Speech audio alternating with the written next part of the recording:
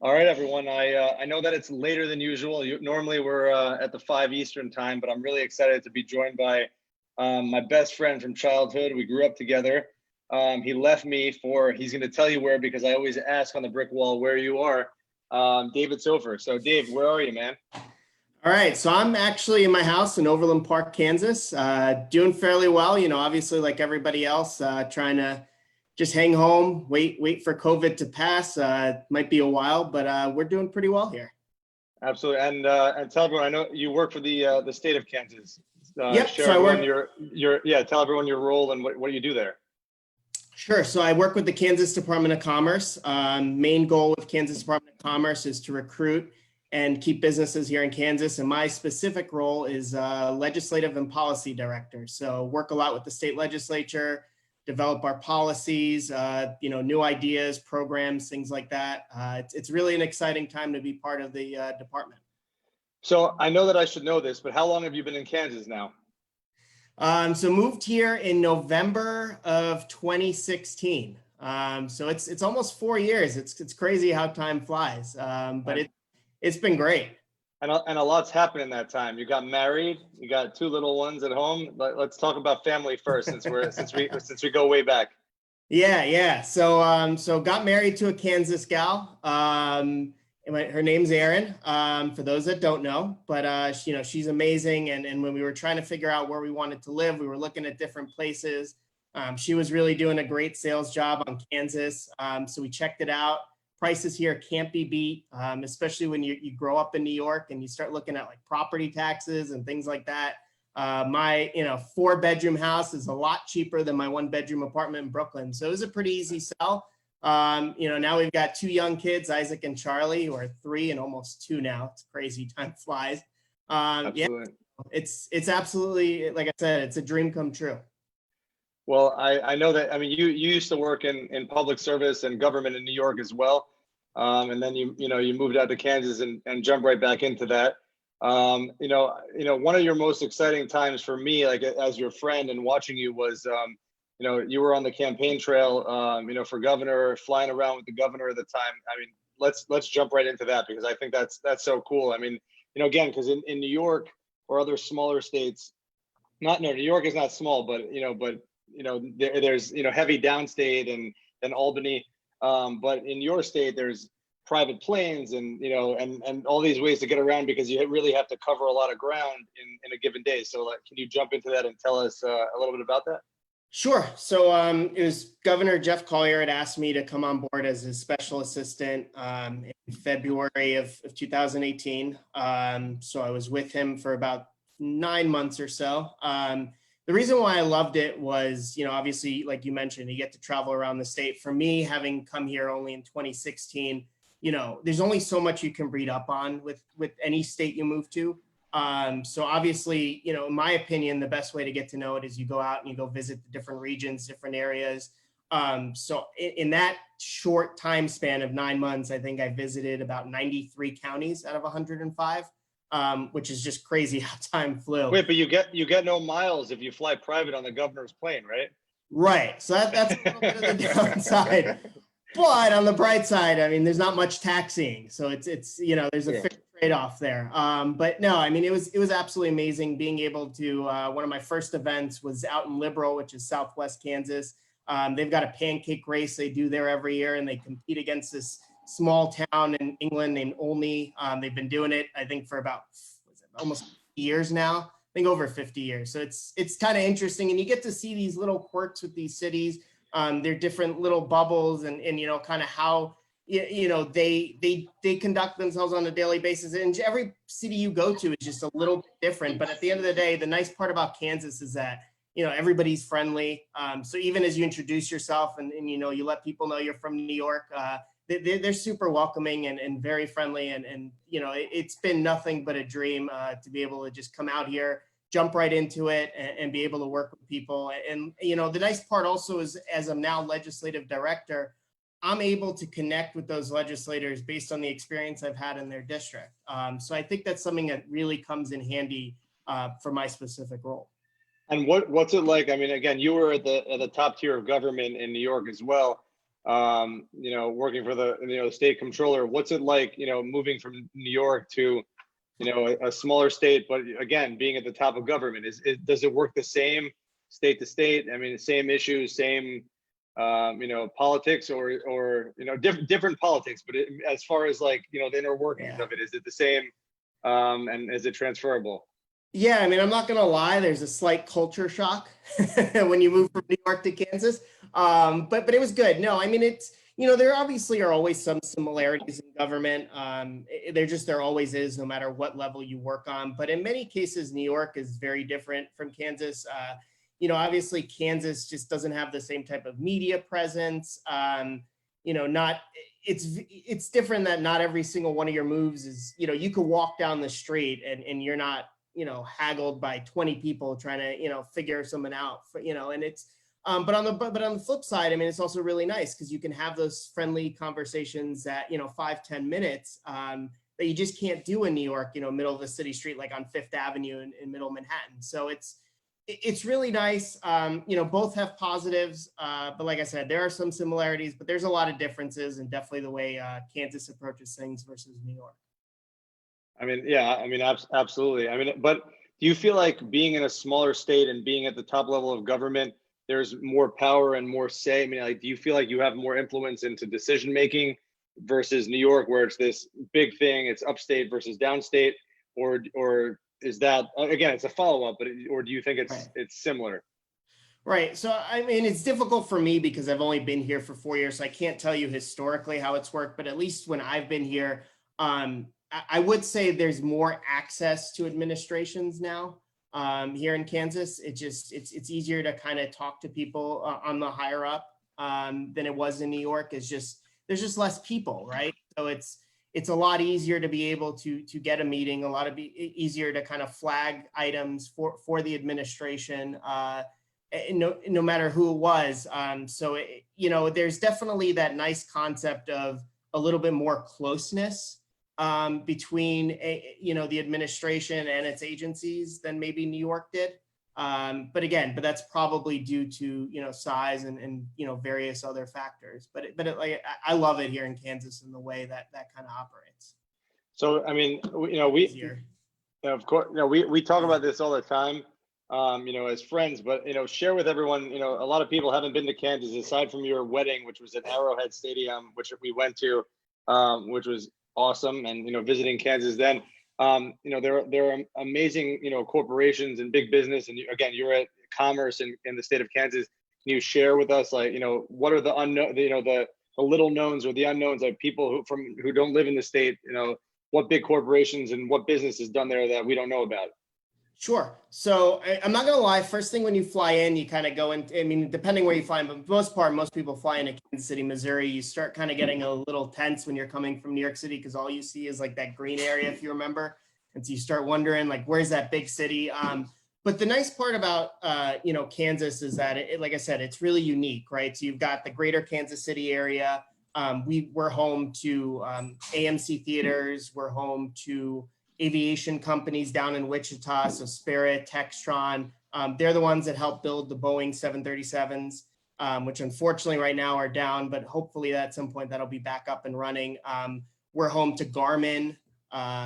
We've got Hostess, and there's just we have a whole variety of sectors. In fact, now in Manhattan, we're actually building the National Bioagro Defense Facility, NBAF. What that is that, there's never been a facility that focuses on cattle diseases that could penetrate our livestock. And so obviously that affects our food supply. So because of that, we've really, that's added to be able to build a whole animal health corridor here in Kansas that's almost unmatched throughout our entire nation. So there's a lot of unique factors to Kansas, whether it be manufacturing, wind energy, and a whole host of things that people just unfortunately are not as aware of. And that's certainly one of the things that Commerce we're trying to do is create marketing, create awareness that, unfortunately, I know many of my friends back home, first thing that comes to Kansas is Wizard of Oz. And that's kind of the thing we want to begin to penetrate. And I was hoping, this is the brick wall, so I was hoping we'd get into the yellow brick road. But there is a yellow brick road in Liberal, Kansas. There's a mock of the home of Dorothy out there. So if you're ever there, go visit.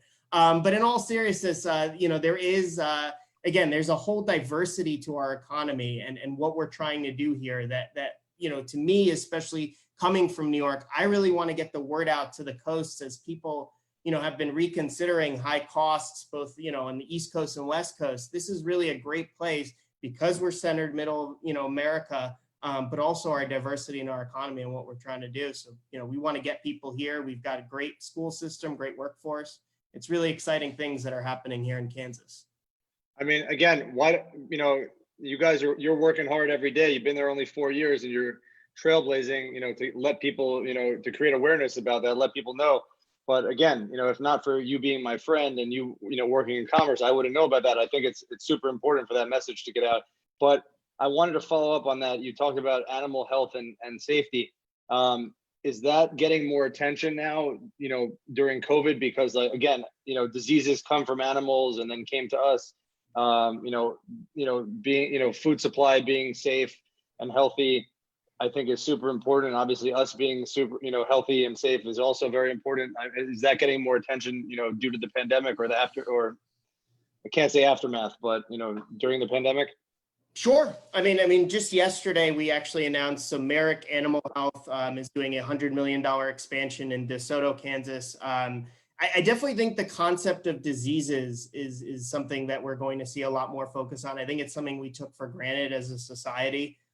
Even, when we had H1N1, Ebola and things like that, there were scares, but it never really hit home like this has hit. I mean, this is affecting everybody, no matter, first we thought it would just be elderly people, but no matter what age, we're seeing effects. And it's something that, has changed our everyday life. And we certainly don't know when it will go back to at least some semblance of normality. So I think these are the type of topics and type of areas that certainly require a lot of attention. And I'm sure it will be a huge focus of our country going forward.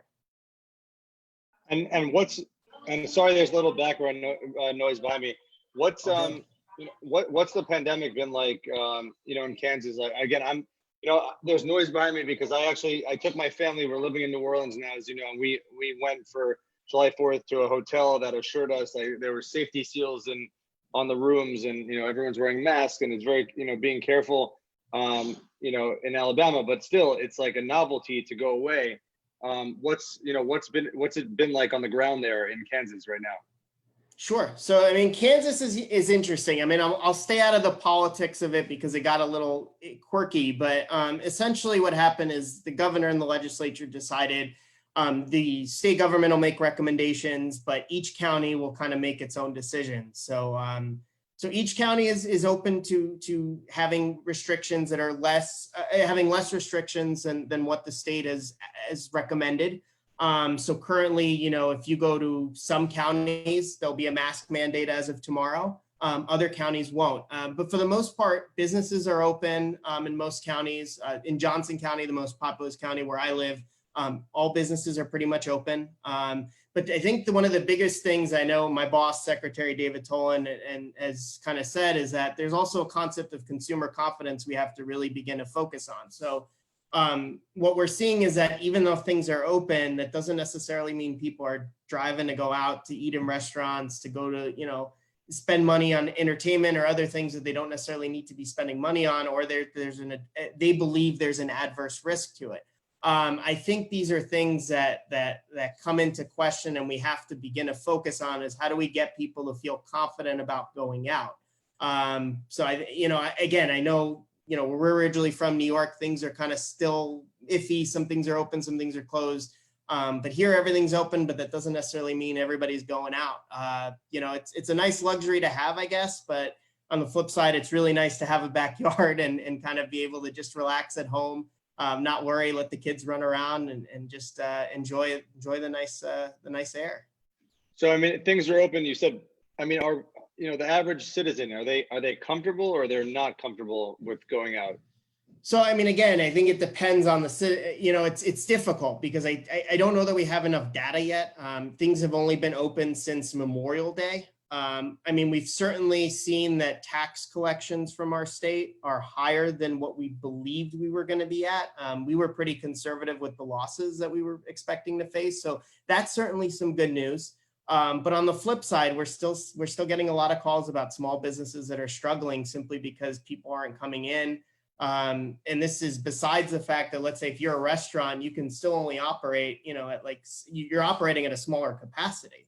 So, again, it's very difficult to have an exact measure of it, but I do think we're seeing that there certainly is some trepidation amongst population. This is across the state about going out and doing the same type of, outdoor activities as far as going to places that are either indoors or spending that, places where you spend that type of money that we usually are used to. So I'm going to switch to New York for a second, because Sure. we both left politics in New York. You moved to Kansas. I temporarily moved to New Orleans. What do you think about? I know you're more plugged into the ear to the ground than I am in New York politics, even from Kansas. What do you think about what's going on the ground there, and everything, the fallout from the pandemic, and just generally what's going on? How do you think it's been handled? I think it's difficult because I don't know, as always, when you're the first one where it dramatically spreads, I think you're kind of the test dummy, right? So you don't know how many ventilators you need. You don't know how many, ICU units you need. It's very difficult. So I certainly didn't envy the people who I knew were in government there who had to kind of deal with that. I do think it does represent a focus of people who now may not necessarily, after going through this experience, enjoy living in a tiny apartment in a condensed environment. I think there's certainly something to be said that, I do expect a lot of people to potentially leave New York, at least New York City and some of the more popular cities, just because of the experience and the dramatic experience they went through, through this year. Because again, even till now, there's a lot of things that aren't open from my understanding. There's a lot of people that still aren't venturing out. Contrary, we see all the photos of everybody going out that don't have masks and this and that, but there's a whole large, group of the population that are just staying home. Because they do legitimately fear what the virus can do. So, it's a very difficult situation. I envy them, but seeing the videos and seeing some of the stuff unfold, and certainly, there was some pushback and a lot of that, and now they just cut, they had a dramatic cut to their budget, which a lot of people will do. It's a very difficult time to be in New York City. I feel for my friends back at home, and it's really difficult to watch. I'll be honest with you. Yeah, I mean, again, I've not been. I worked, in Congress for a year, but you've been in government for majority of your life, and you have always had a passion for that and for changing the world. I've always had a passion for, doing other things, getting away from politics. But it's very challenging, right? I mean, again, working in commerce, and having worked for the controller, meaning like the finance of the state. How do you balance and budget things when, you have this tax base and you have, that eroding, and you have, all these cash outlays, in order, to stimulate the government and to stimulate small businesses and to help people and everyone deserves it because they're sincerely hurting. But you have this erosion of the tax base that would, in a typical time, cover that. There's got to be a deficit. So, how do you approach that from a government standpoint? Yeah, I don't think there's an easy answer, right? Because we've never seen this type of dramatic revenue shortfall in such a small time period. Even when you hit the recession, we never just shut off an entire economy. So this is not something that I think anybody in our lifetime or our parents' lifetime has experienced.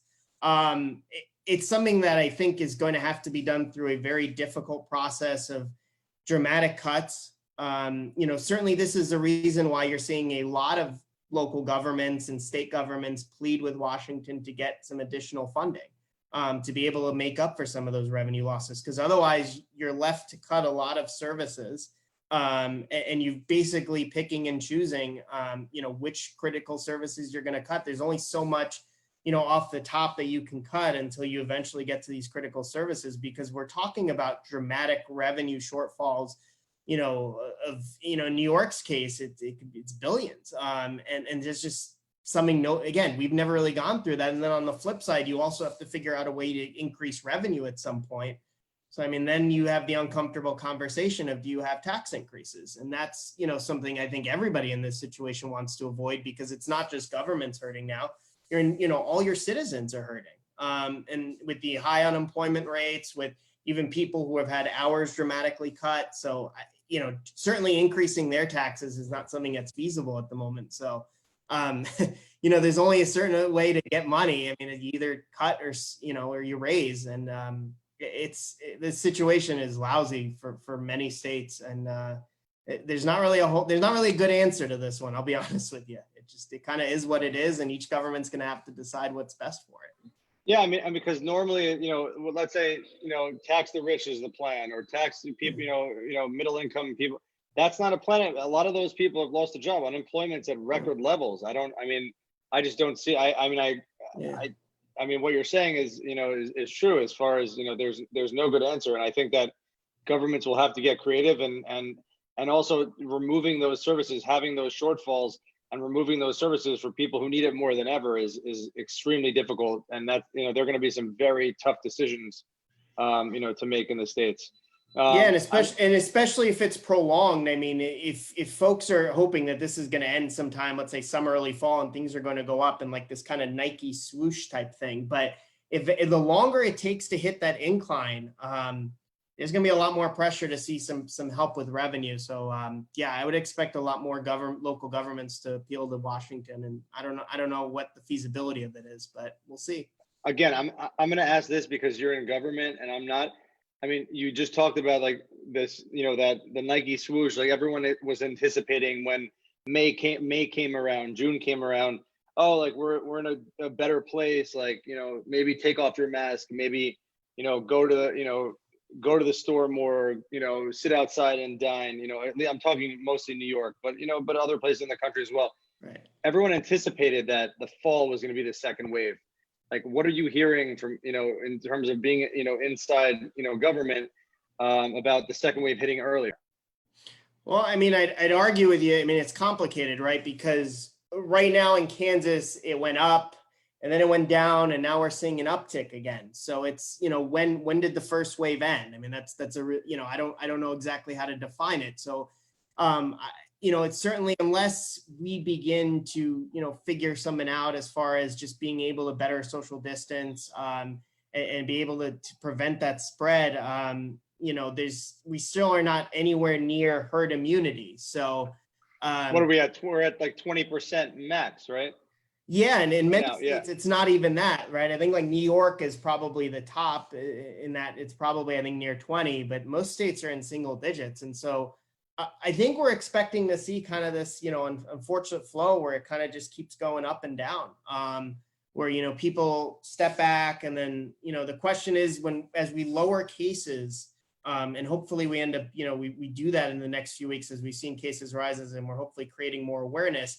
Can we then stick to what we're doing successfully over the course of a long period of time? We certainly don't want to close back the economy. I don't know that that's really feasible, but I think there's got to be a way to find that balance of let's keep things open, but let's be self-aware to what we're doing, to be able to help get people, following the process that really keeps everybody safe. And there's a lot of sacrifice in that. So, that's a very difficult thing to convince, a whole population to do, but it's something that we very much need to find a way to do, to be able to get through this pandemic until we've either got a situation where we've got a vaccine, or we've got, something that could be able to, you could take it while you're sick and be able to have a shorter illness and a much less serious illness at that. Yeah, I mean, I think you're right. I mean, flexibility and being adaptable is important. Like, for instance, like I said earlier, I mean, we're in Alabama, we're at a hotel, and like, I come away with my family for July 4th last year. It's like, oh, we have the pool, we have this. Now there's like 30 people at any time in this gigantic pool. You have to reserve the day before, or you had a 2-hour window. So like, again, we're just appreciative to be here, and we're happy, and we're being cautious. and I took my mask off for the interview. Our room was sealed prior and, clean. So I think that there is a give and take and a balance. But I think it's difficult because I also think that the May-June mark was like, this started in March. The lockdown started in March.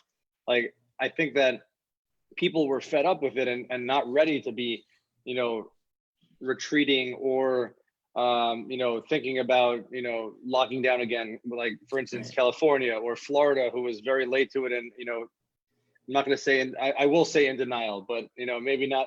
But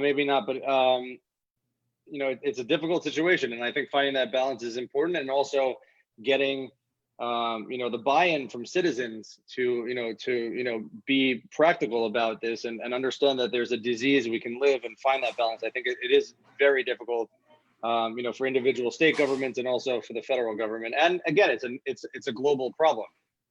Right. And you'll appreciate this from our end, from your end, is that, obviously sitting in the Department of Commerce, again, it's not just your average day of people, it's also businesses. Businesses are trying to figure out not only how to handle, their employees, but again, consumer confidence. So it's kind of there's multiple aspects to this for businesses that they're trying to approach. And again, it's not something anyone has ever really prepared for. It's just not something we've ever faced in any of our lifetimes. So it's a unique situation. We're all trying to figure it out together and certainly work together to be able to get through it. So I want to talk about, you talked about aviation in your state. Yeah. So I know that I think, correct me if I'm wrong, you guys have a huge facility with Boeing there, right? So we've got we've got a few companies that help make Boeing. Boeing is not located here, but we do have companies. I know Washington, I know. Right, I'm being able to put together the Boeing 737s, which unfortunately are down at the moment. But and that's something, by the way, that's kind of been escalated by COVID. Is that aviation sector here in Kansas was kind of hitting a wall here in January as we were waiting for those Maxes to kind of get the green light. But then COVID hit, and now you've got this whole dramatic effect. And so Sedgwick County, which is where Wichita is, where the aviation cluster in our state is, and that they're struggling mightily because their main portion of their economy is is dedicated towards aviation, and that's something we're really hoping to kind of get back up and running. It's not something you want to abandon, because at some point aviation is going to come back and it's going to be strong. People are going to want to fly, especially once we get a vaccine. There's going to be a whole dramatic effect to that. But on the flip side, it's something we've got to figure out a way to get through and diversify some of what the talents we have there with people who have worked on, aviation manufacturing and being able. So I know Spirit is certainly working on ventilators right now. And certainly the more we can kind of come up with creative ideas to get them through time and get employees and companies, get going and moving along, and certainly keeping them employed and keeping the economy going. That's very important for us in the long run. So it's an unfortunate situation, but it's really good to have an aviation cluster here in Kansas.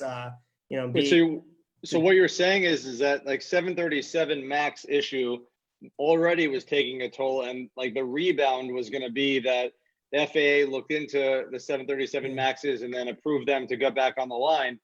But now that they're brand new A380s at Airbus A380s and Dreamliners from Boeing 787s that are grounded because they're just too big, and how are we going to be profitable with keeping that many people on a plane, and there's not going to be that kind of demand.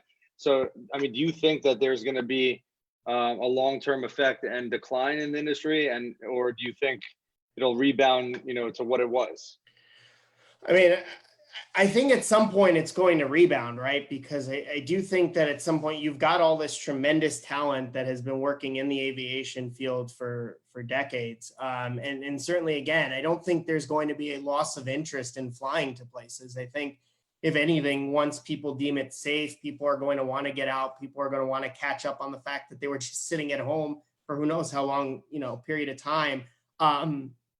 So I think aviation eventually is going to dramatically rise back up again. It's just a matter of, again, how long is that going to take, and can we keep the talent, in the industry from kind of diverting and going elsewhere.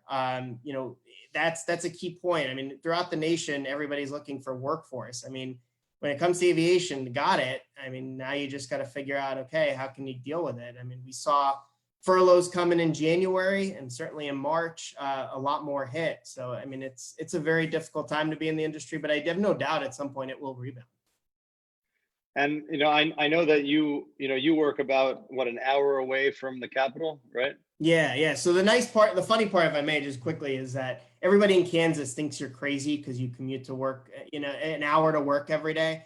But, you know, I always love having that conversation. I was like, you don't have traffic, buddy. You don't have right. I commuted an hour and 10 minutes every day when I lived in New York to go 8 miles. 8 miles. So this is by far the best commute I have ever had in my life. I love it. I found out what cruise control is. It's great. Yeah, it definitely helped. So, I mean, what, you know, what's it like to commute there, and have you guys been in session, you know, during the pandemic? You know, because I know that, you know, many states and also the federal government is, you know, they've met and they've, you know, tried to, you know, adopt, you know, the, you know, safety precautions, you know, in doing so. But, you know, what are you guys doing in Kansas? Sure. So, you know, you know, we did have session. It abruptly stopped in mid-March. We kind of the legislature made a plan to end it, at least kind of take care of the budget and take care of necessary things in second week of March, and then see how it goes. So as the second week of March, everybody has been working from home. They did have a kind of like a abrupt 1 day session. Sorry, it was 1 day to kind of take care of everything. And then there was some politics and a veto of the last bill. So they had to come back for an additional couple of days. But other than that, for the most part, our state offices were closed for about 3 months. It reopened in June 22nd. But for the most part, if you don't have to be there, they request you work from home. So, you know, I go in about 1 day a week to take care of meetings, other items, but yeah, we're still for the most part working from home. They're really trying to make sure that we keep the spread, you know, we keep it from spreading and keep the state, you know, keep employees safe. So I certainly appreciate that.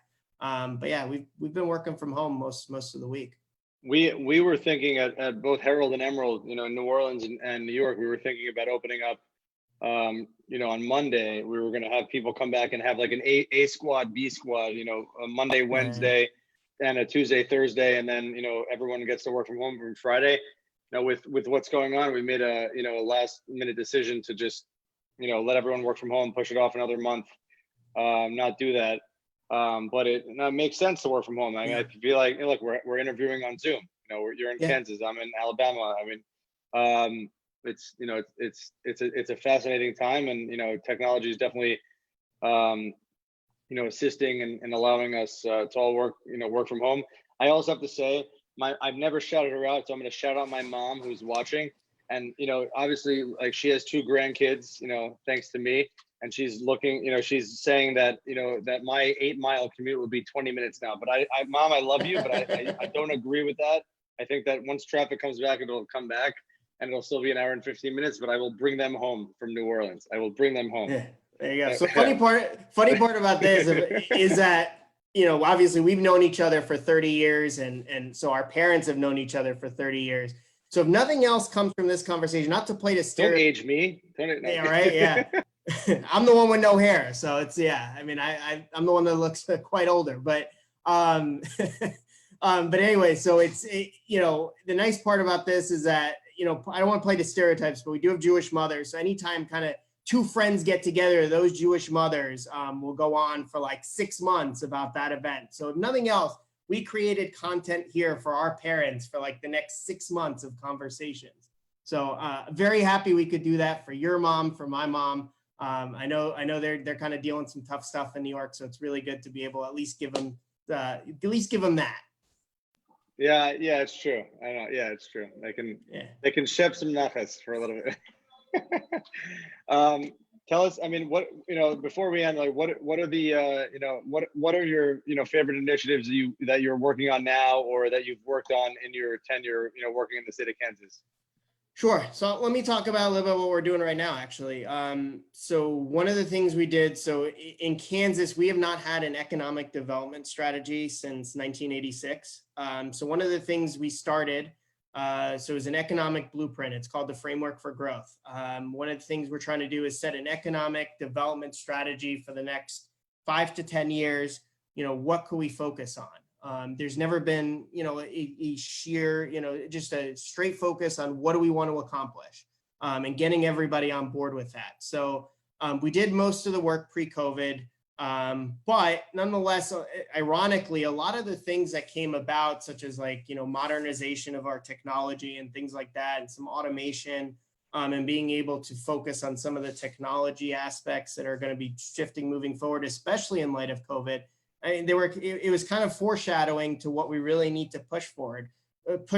So the nice part is that we're kind of trying to complete that, in the next 3-4 months.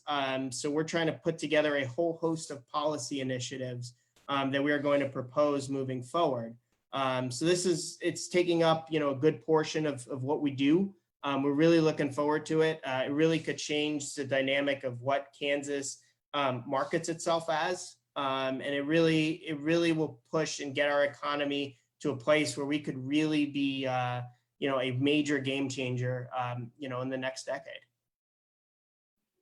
I mean, that's super impressive. And I mean, do they lean on you, like coming from New York, and say like, hey, like what were the the hot things you were working on there, and say like as far as like adapting them for Kansas, or is it just standard government stuff?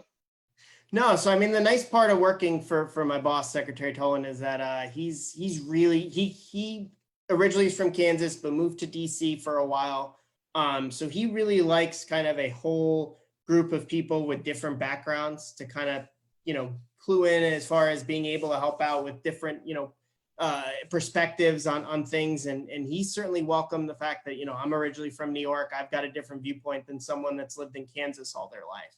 And it doesn't necessarily mean I'm right or they're right, but being able to collaborate with people from all, different backgrounds really is helpful in being able to find a great path to move forward toward. And he's been great with that. So they certainly, they welcome my opinions. They welcome my thoughts.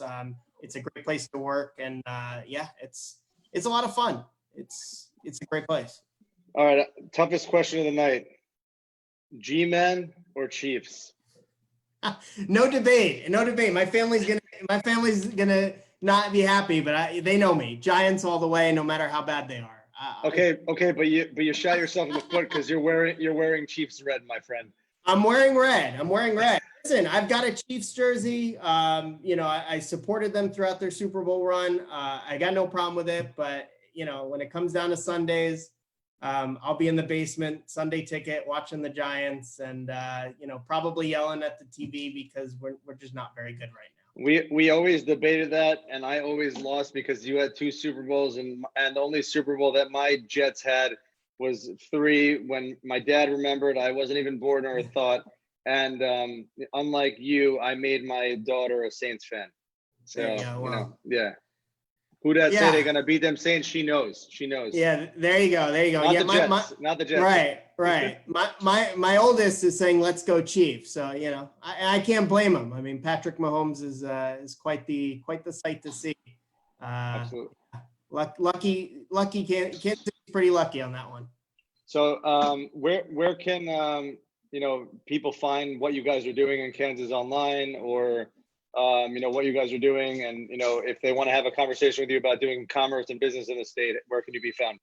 Sure. So I mean, first of all, our website's kansascommerce.gov. Please visit it. Actually, we're going through a major website transformation that should be completed in the next few weeks. We're really excited about it. It's gonna really look A+ compared to many of the other states that we compete with. But also, I mean, you can always find me, davidsoffer.gov. You can certainly Google my name with Kansas Commerce. You'll be able to find my contact information. Always reach out if there's anybody I could ever put you in touch with, both in New York and Kansas, or just anything, any thoughts you want to share. Please feel free to reach out. Always happy to talk and help out. any way I can. All right, we were going to end with that, but my mom just said, "How about the Yankees?" So let's just. I'll give you There a you minute. go. Talk about the Yankees. Talk about, you're not wearing blue, but just talk about the Yankees. Go Yeah, ahead. right. No, I'm happy baseball hopefully is going to be back. But nonetheless, the Royals also have won the championship, a few years ago. So I don't necessarily have a whole lot in recent memory, but Wait, are you saying that you brought championships to Kansas? no, yeah, right. And I will say, I mean, it wasn't until I met my wife. I mean, the Chiefs and Royals have won since that point. I mean, before that, it'd been a while. So maybe it is. Who knows? I certainly won't mind taking any credit for it. We'll put it that way. Yeah, David, I wish I could give you a hug. It makes me exceptionally happy to have you as a guest and to see your face, even though you're wearing Chiefs colors. I appreciate you joining. Thank you for sharing all the awesome information about Kansas. Again, having someone I love and care about so much, and your family, on this family weekend of July 4th. I wish everyone happy Independence Day, and hope everyone gets to get some R&R. I know everyone's been working from home, and there's been no vacation, but wishing everyone the best, and thank you for for joining me, and for being flexible on time. No, my pleasure. No problem. Happy to do it, and happy 4th to everybody, and wish everybody all the best as well. And visit Kansas. Visit Kansas, please do. Come see me. But go Giants. Go Giants. There you go. but if the Giants are not playing, go Chiefs. All right, fine. Cheers. All right. Shalom bayit. Peace in the home. Cheers. There you go. Exactly. Thank you, Dave.